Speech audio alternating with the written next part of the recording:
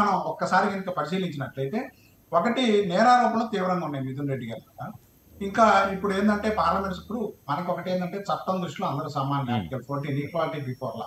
ఇప్పుడు నేరారోపణకు గురైనటువంటి వాళ్ళు ఎవరైనప్పటికీ వాళ్ళు నేరం చేయలేదు అనేటువంటిది నిరూపించుకోవాల్సిన బాధ్యత వాళ్ళ మీద ఉంది.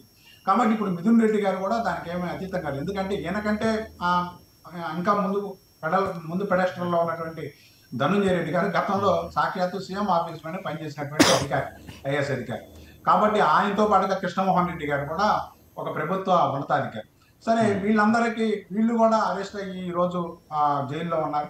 కాబట్టి మిథున్ రెడ్డి గారికి ఇప్పుడు గౌరవ ఆంధ్రప్రదేశ్ హైకోర్టు అదేవిధంగా సుప్రీంకోర్టు 2 చోట్ల బెయిల్ దొరకపోవడంతో అనివార్యంగా ఆయన సరెండర్ కావటమో లేదంటే పోలీసులు అరెస్ట్ చేయడమో సిట్ అధికారులు అరెస్ట్ చేయడమో జరిగి తీరాలి. కాబట్టి ఇంకా ప్రత్యామ్నాయ మార్గం అనేటువంటిది లేదు. ఎందుకంటే ఎపెక్స్ కోర్టే ఆయన బెయిల్ని డిస్మిస్ చేసినటువంటి నేపథ్యంలో ఖచ్చితంగా అరెస్ట్ జరిగి తీరాలి. మనకి ఇప్పుడు ఏంటంటే ఈ సాక్ష్యాధారాలను సేకరించే క్రమంలో ముద్దాయిల దగ్గర నుంచి వచ్చేటువంటి సమాచారం లేదా ముద్దాయిలు ఇచ్చేటువంటి సమాచారం అనేటువంటిది ఇన్వెస్టిగేషన్ రిపోర్ట్లో, అల్టిమేట్ రిపోర్ట్లో ఒక కీలకమైనటువంటి అంశంగా కాబోతోంది. ఎందుకంటే ఆయన ముందు కొన్ని ప్రశ్నలు వేసినప్పుడు ఆ ప్రశ్నలకు వాళ్ళు ఇచ్చే సమాధానాలను బట్టి లేదు వాళ్ళు ఏదైనా కన్ఫెస్ అవుతారా, వాలంటరీగా వాళ్ళంతటి వాళ్ళు సిట్ అధికారుల ముందు మేము ఇలా జరిగిందని అంటారా, అలాంటి జరిగిన సందర్భాలు కూడా కొన్ని ఉన్నాయి. కాబట్టి ఈ రీత్యా సుప్రీంకోర్టు కూడా బహుశా మిథున్ రెడ్డి గారు ఆయన ఎంపీ స్థానంలో ఉన్నప్పటికీ ఆయనకి ముందస్తు బెయిల్ ఇవ్వడానికి తిరస్కరించినటువంటి నేపథ్యంలో ఇక ప్రత్యామ్నాయంగా అరెస్ట్ అయితే కనీసం ఈ కేసులో 60 రోజుల నుంచి 90 రోజులు జైల్లో ఉండాల్సి ఉంటుంది. అయితే ఇప్పుడు 60 రోజుల నుంచి 90 రోజుల వరకు జైల్లో ఉండేటువంటి అవకాశం ఉంటుంది. ఎందుకంటే ఇది సీరియస్ అఫెన్సెస్ ని పెట్టారు. వాటిలో పెట్టినటువంటి సెక్షన్స్ కూడా మనం కనుక చూసినట్లయితే 409, 420, 120 క్రిమినల్ బ్రీచ్ ఆఫ్ ట్రస్ట్, అదేవిధంగా వీటితో పాటుగా ఈ ప్రివెన్షన్ ఆఫ్ కరప్షన్ యాక్ట్ కి సంబంధించినటువంటి సెక్షన్ 7, సెక్షన్ 13, సెక్షన్ 13(2)D ఇలాంటి అంశాలన్నింటినీ కూడా పెట్టారు. గతంలోనే ఒక చర్చ జరిగింది. పబ్లిక్ సర్వెంట్స్ గా ఉన్నప్పుడు పబ్లిక్ సర్వెంట్లకి 17A మినహాయింపులు ఏమైనా ఉన్నాయా లేదా అనేటువంటిది అది ఇంకా సుప్రీంకోర్టులో పెండింగ్ ఉంది.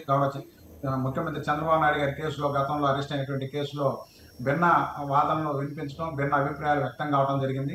కాబట్టి గతంలో ధనంజయ రెడ్డి గారు అదేవిధంగా కృష్ణమోహన్ రెడ్డి గారు అరెస్ట్ అయినప్పుడు కూడా వాళ్ళు ప్రభుత్వ అధికారులు కాబట్టి 17A అప్లై అవుతుంది కాబట్టి వాళ్ళని అరెస్ట్ చేయడానికి కానీ కేసులో చూపించడానికి కానీ లేదు, అదేవిధంగా ప్రేయర్ శాంక్షన్ అవసరం అనేటువంటి అభిప్రాయాన్ని వ్యక్తం చేసినప్పటికీ కోర్టు వాళ్ళకి బెయిల్ ఇవ్వడానికి నిరాకరించింది. ఇప్పుడు కూడా వాళ్ళు జైల్లో ఉన్నారు.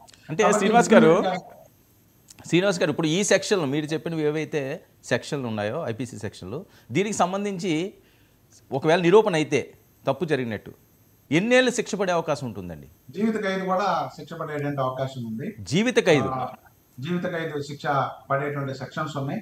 సెక్షన్ 409 ఇవన్నీ కూడా జీవిత ఖైదు పడేటువంటి. మిగతా ప్రివెన్షన్ ఆఫ్ కరప్షన్ యాక్ట్ లో 7 years maximum punishment. So bail వచ్చే పరిస్థితి కూడా ఉండదు వీటిలో. అంటే ఇప్పటికే మనం చూసాం కదా. ఎందుకంటే కృష్ణమోహన్ రెడ్డి గారు అదేవిధంగా ఇంకొక అరెస్ట్ అయినటువంటి ధనంజయ రెడ్డి గారు వీటితో పాటు కసిరెడ్డి రాజశేఖర రెడ్డి గారు వీళ్ళందరూ ఉన్నారు. హైకోర్టు కూడా వాళ్ళకి బెయిల్ నిరాకరించి చాలా డీటెయిల్ ఆర్డర్ రాసింది.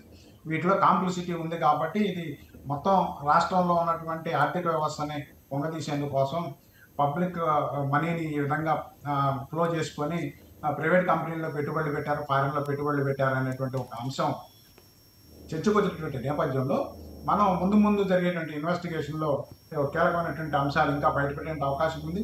మరి బహుశా ఇంకా ఏంటంటే ఇంకా కొంతమంది పెద్దల పాత్ర ఉందని కూడా ఇన్వెస్టిగేషన్లో ప్రైమా ఫేసి అంటే పేర్లు రాయినప్పటికీ గతంలో మేము రిమాండ్ రిపోర్ట్లు అన్ని తీసుకొని నేను పరిశీలించినప్పుడు పెద్దల పాత్ర ఉంది అనేటువంటిది, చాలా పెద్ద తలకాయల పాత్ర ఉంది అనేటువంటిది. అంటే పెద్ద తలకాయలు అనేసరికల్లా ఎక్కువ ప్రకటనలు జరుగుతుంది.